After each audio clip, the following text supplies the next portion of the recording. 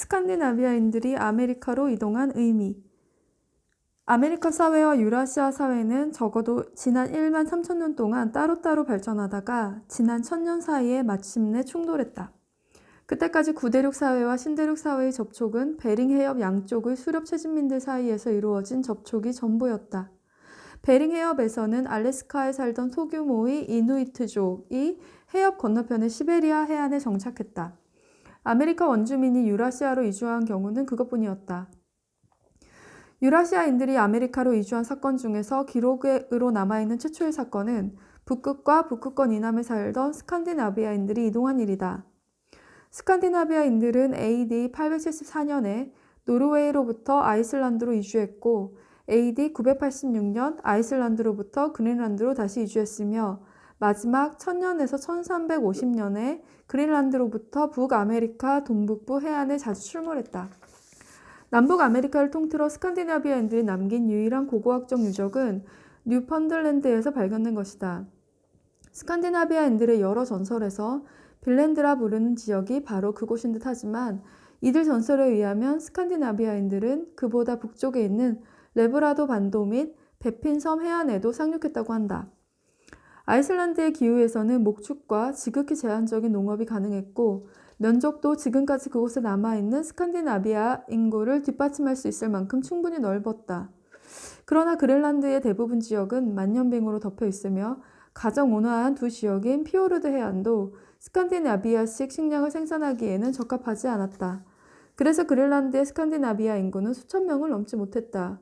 그들은 노르웨이로부터 수입하는 식량과철, 레브라도 해안으로부터 수입하는 목재에 계속 의존해야 했다. 식량과 철, 레브라도 해안으로부터 수입하는 목재에 계속 의존해야 했다. 스칸디나비아인들이 차지한 기간을 포함하여 그 이전과 이후에도 그린란드의 이누이트족 수렵 채집민들은 충분히 자급자족을 할 수 있었다. 그러나 이스트섬을 비롯한 폴리네시아 일대의 외딴섬들과 달리 그린란드에서는 자급적인 식량 생산 사회가 형성되지 못했다.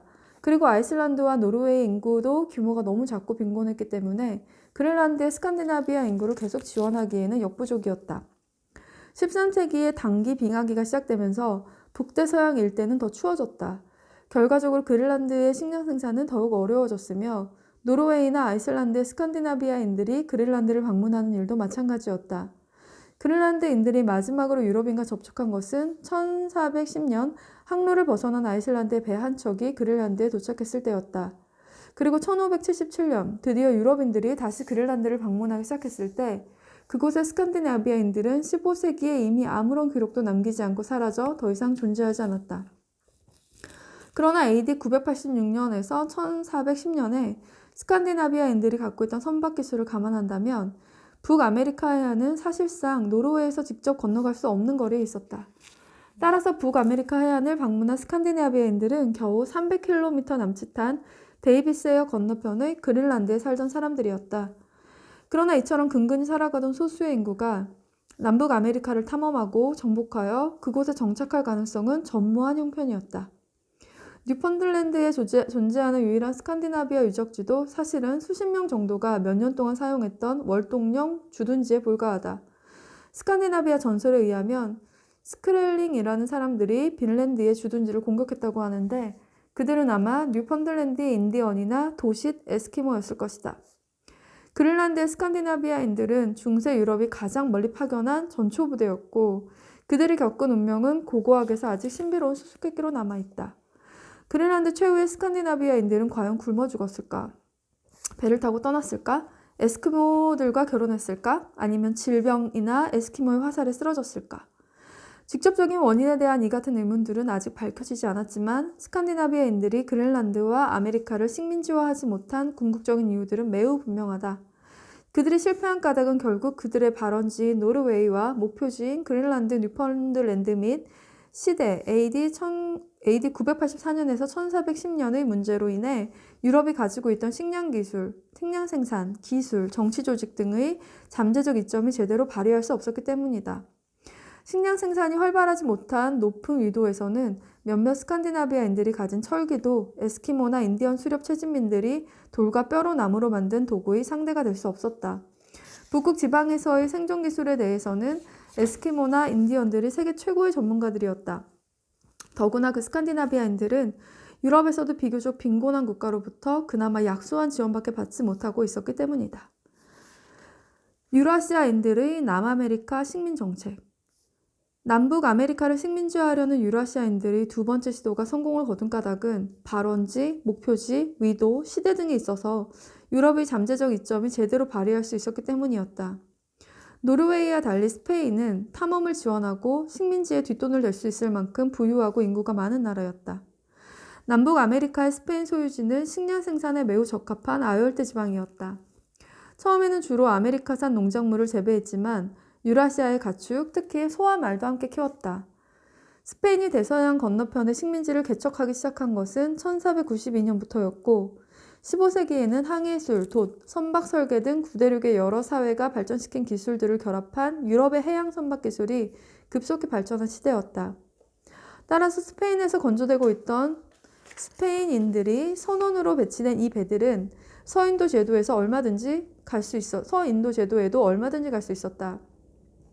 그리고 서인도 제도에는 스칸디나비아인들의 식민지 개척을 방해했던 그린란드 같은 병목 현상이 없었다.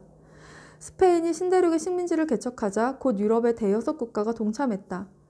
아메리카에 생긴 최초의 유럽 정착촌은 1492년 콜럼버스가 세운 정착촌을 필두로 서인도 제도에 몰려 있었다. 이들 섬의 인디언 인구는 발견 당시 100만 명이 넘었지만 질병, 추방, 노예화, 전쟁, 무차별 살인 등으로 대부분 섬에서 전멸되고 말았다. 1508년경 아메리카 본토에서는 처음으로 파나마 지역에 식민지가 건설되었다.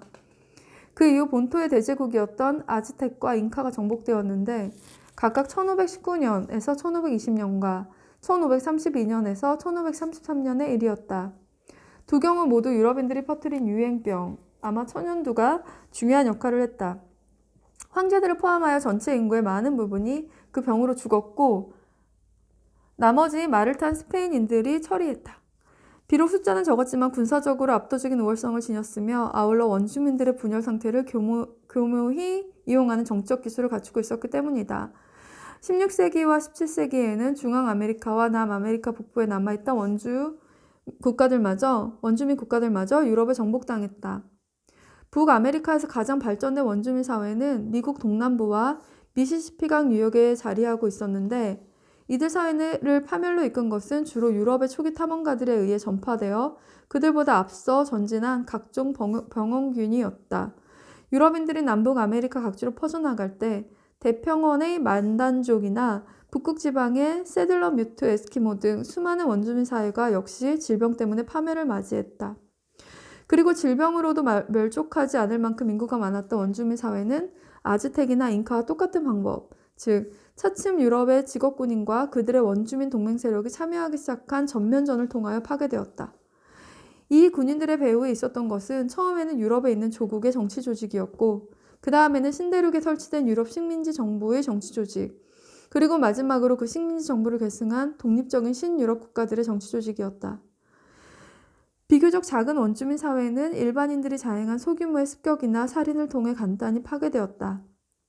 예를 들면 처음에 캘리포니아 원주민 수렵 채집민들은 모두 약 20만 명에 달했다. 그들은 100여 개의 소부족으로 뿔뿔이 흩어져 있었으므로 굳이 전쟁을 치르지 않고도 얼마든지 모두 짓밟을 수 있었다. 이 대부분의 소부족은 1848년에서 1852년 많은 이민자들이 캘리포니아주로 밀려들었던 골드러시 당시와 그 직후에 전멸당하거나 쫓겨났다. 한 예로 캘리포니아 북부의 소부족이었던 야히족은 인구 약 2,000명의 화기를 갖지 못한 상태였는데 무장한 백인 정착민들이 4차례 습격한 끝에 전멸됐다. 구체적으로 보면 1865년 8월 6일 새벽에 17명의 정착민들이 야히족의 한 마을을 습격한 사건, 1866년 어느 협곡에서 야히족을 기습하여 학살한 사건, 1867년경 어느 동굴로 추적해 가서 33명의 야히족을 학살한 사건, 그리고 1868년경 또 다른 동굴에 갇혀있던 30명가량의 야히족을 카우보이 4명이 몰살한 마지막 학살 사건 등이 그것이다. 고무붐이 한창이었던 19세기 말과 20세기 초에도 아마존의 많은 인디언 집단이 일반 정착민들에 의해 비슷한 방법으로 제거되었다. 정복의 마지막 단계는 1990년대 들어와서도 여전히 진행 중이다. 야노마 모족을 비롯하여 지금껏 자율성을 지켜왔던 아마존 인디언 사회들이 차츰 질병에 굴복하거나 광부들의 손에 살해되거나 점점 선교사 또는 정부기관의 통제를 받게 되기 때문이다. 결국 유럽인들은 자신의 식량 생산과 생리에 알맞은 가장 온화한 지역에서 인구가 많은 아메리카 원주민들을 모두 제거해온 것이다. 현재 북아메리카에 남아있는 상당 규모의 공동체는 주로 보호구역이나 유럽식 식량 생산이나 광업에 부적합한 땅, 가령 북극지방이나 미국 서부의 건조 지역에 살고 있다. 아메리카 열대지방의 원주민들도 구대륙 열대지방에서 들어온 이민자들에 의해 교체된 경우가 많다. 중앙아메리카 일부 지역과 안데스 일대에는 원래부터 아메리카 원주민 수가 매우 많았으므로 유행병과 전쟁을 겪은 후에도 오늘날 많은 인구가 아메리카 원주민이나 혼혈이다. 특히 안데스 고지대가 눈에 띈다. 이곳에서는 유럽인의 유전자를 가진 여자들이 생리적으로 출산에 어려움을 겪고 있으며 아직도 안데스산 농작물들이 식량 생산에 가장 적합하다. 그러나 아메리카 원주민들이 남아있는 곳에서도 문자와 언어는 구대륙의 것으로 많이 바뀌어 왔다. 북아메리카에는 원래 수백 개의 아메리카 원주민 언어가 있었지만 지금은 187개만 남아있고 나머지는 사용되지 않으며 그나마 이 187개 중에서도 149개는 노인들만 사용할 뿐이고 어린이들이 새로 배우지 않으므로 거의 사어에 가깝다. 신대륙에는 약 40개국이 있지만 오늘날 그 모두가 인도 유럽계 언어 또는 크리올어를 공용으로 사용하고 있다. 아메리카 원주민 인구가 가장 많이 남아있는 페루, 볼리비아, 멕시코, 과테말라 등의 국가에서조차도 정치적, 경제적 지도자들의 사진을 들여다보면 유럽계가 압도적이며 카리브해 연안의 몇 나라에서는 아프리카계 흑인 지도자들이 그리고 가이아나에는 인도인 지도자들이 있다. 원래의 아메리카 원주민 인구는 크게 감소했다. 그 비율에 대해서는 아직도 논쟁이 계속되고 있지만 북아메리카 일대에서는 최고 95%까지 감소한 것으로 추산된다. 그러나 그 대신 구대륙 사람들이 들어왔기 때문에 오늘날 남북 아메리카 인구 전체 인구는 1492년 당시의 약 10배에 달한다. 현재 남북 아메리카의 인구 구성은 오스트레일리아를 제외한 모든 대륙의 인종들이 뒤섞여 있는 상태다. 그리고 지난 500년 사이에 일어난 이 같은 인구 변동은 궁극적으로 BC 11,000년에서 AD 1년에 벌어진 여러 일에서 비롯되었던 것이다.